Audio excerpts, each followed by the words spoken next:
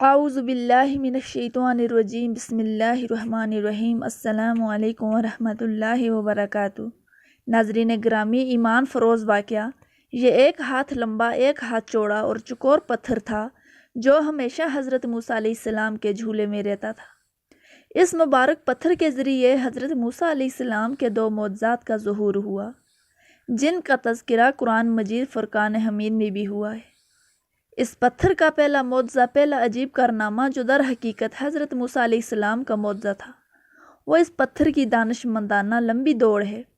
اور یہی معجزہ اس پتھر کے ملنے کی تاریخ ہے۔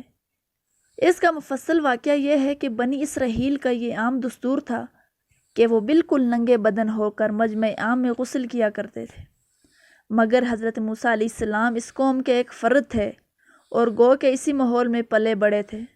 لیکن خداوند قدوس نے اس کو نبوت اور رسالت کی عظمتوں سے سرفراز فرمایا تھا۔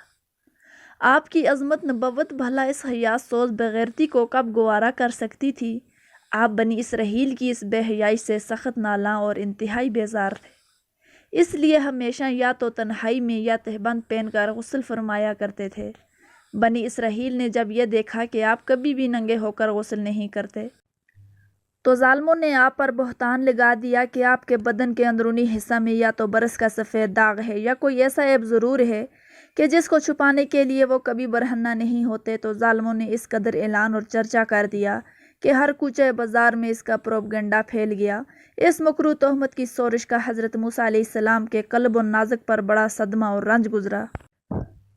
اور آپ بڑے کوفت و اذیت میں پڑ گئے۔ تو خداوند قدوس اپنے مقدس کلیم کے رنج و غم کو بھلا کب گوارا فرماتے، اور اپنے ایک برگزیدہ رسول پر ایک عیب کی تہمت خالق عالم کو کب اور کیوں کر اور کس طرح پسند ہو سکتی تھی؟ ارحم الراحمین نے آپ کی برات اور بے عیبی ظاہر کر دینے کا ایک ایسا ذریعہ فرما دیا کہ دم ز دم میں بنی اسرائیل کے پروپگنڈوں اور ان کے شکوک و شبہات کے بادل چھٹ گئے، اور آپ کی برات اور آپ بے عیبی کا آفتاب عالم تاب سے زیادہ روشن و آشکارا ہو گیا۔ اور وہ یوں ہوا کہ ایک دن آپ پہاڑوں کے دامن میں چھپے ہوئے ایک چشمے پر غسل کے لیے تشریف لے گئے، اور یہ دیکھ کر یہاں دور دور تک کسی انسان کا نام و نشان تک نہیں ہے۔ آپ اپنے تمام کپڑوں کو ایک پتھر کا پر رکھ کر اور بالکل برہنہ بدن ہو کر غسل فرمانے لگے۔ غسل کے بعد جب آپ لباس پہننے کے لیے پتھر کے پاس پہنچے تو کیا دیکھا کہ وہ پتھر آپ کے کپڑوں کو لیے ہوئے سر پٹ بھاگا جا رہا ہے۔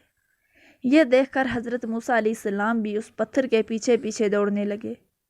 کہ صبح حجر، یعنی کہ اے پتھر میرا کپڑا، مگر یہ پتھر برابر گلی کوچوں میں پہنچ گیا، اور آپ ہی برہنہ بدن ہونے کی حالت میں برابر پتھر کو دوڑاتے چلے گئے۔ اس طرح بنی اسرائیل کے ہر چھوٹے بڑوں نے اپنی آنکھوں سے دیکھ لیا کہ سر سے پاؤں تک آپ کے مقدس بدن میں کوئی بھی عیب نہیں ہے، بلکہ آپ کے مقدس جسم کا ہر حصہ حسن و جمال میں اس قدر نقطہ کمال کو پہنچا ہوا ہے کہ عام انسانوں میں اس کی مثال تقریباً محال ہے۔ چنانچہ بنی اسرائیل کے ہر فرد کی زبان پر یہ جملہ تھا کہ خدا کی قسم موسیٰ بالکل بے عیب ہیں۔ جب یہ پتھر پوری طرح حضرت موسیٰ علیہ السلام کی برات کا اعلان کر چکا تو خود بخود ٹھہر گیا۔ آپ نے جلدی سے اپنا لباس پہن لیا اور اس پتھر کو اٹھا کر اپنے جھولے میں رکھ لیا۔ اس کے بعد 22 پارے کی سورہ احزاب میں اس طرح فرمایا گیا کہ اے ایمان والو، ان جیسے نہ ہونا جنہوں نے حضرت موسیٰ علیہ السلام کو ستایا، تو اللہ تعالیٰ نے اسے بری فرما دیا اس بات سے جو انہوں نے کہی، اور موسیٰ اللہ کے یہاں ابرو والا ہے، یعنی عزت والا ہے۔ دوسرا معجزہ میدان طیہ میں اسی پتھر پر حضرت موسیٰ علیہ السلام نے اپنا عصا مار دیا تھا، تو اس میں سے 12 چشمے جاری ہو گئے تھے، سبحان اللہ، جس کے پانی کو 40 برس تک بنی اسرائیل نے میدان طیہ میں استعمال کرتے رہے۔ قرآن مجید میں پتھر سے مراد یہی پتھر ہے، حالانکہ یہ منکرین اپنی آنکھوں سے دیکھ رہے ہیں کہ بعض پتھروں میں خدا تعالیٰ نے یہ تاثیر پیدا فرما دی ہے